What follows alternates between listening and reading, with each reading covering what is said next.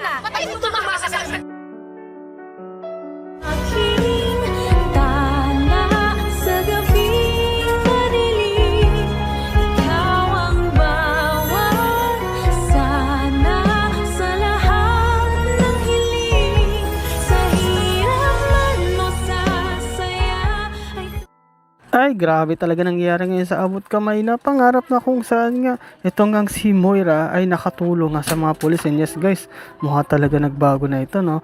Na kung saan siya ang dahilan kung bakit nakapasok ang SWAT dito nga sa loob ng kulungan para mapalaya ang mga hostage at mahuli din yung mga hostage taker. And yes guys, at kumalat nga ito sa lahat na merong nga tumulong, ngunit itong si Moira is tahimik lang, no? At di nagsasalita sapagkat sinabi nga ni Pastora na lagot siya kay Madam Lotus.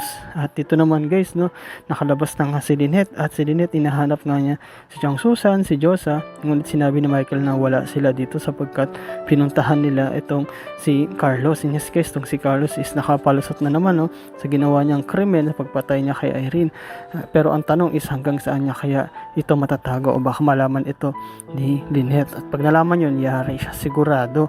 At ito nga guys, ipinakita din na tila nagbabago na nga ang isip nito ni Madam Lotus at gusto niya nang sumuko. At sabi pa nga niya na gusto ko na magbago, pagbayaran lahat ng ginawang kasalanan para pag dumalaw ang aking anak na si Carla dito ay makita niya na nagbago na ako.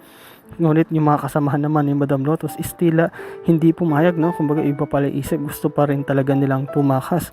Ngunit sabi nga nila kay Madam Lotus na, Madam, hindi naman ito yung usapan natin, dapat patayin na natin to si Doktora. Ngunit pinagtanggol naman ni Madam Lotus itong si Annalyn na wag, kung gusto niyong tumakas, kayo na lang ang tumakas, wag niyo nang idamay itong si Annalyn o itong si Doktora.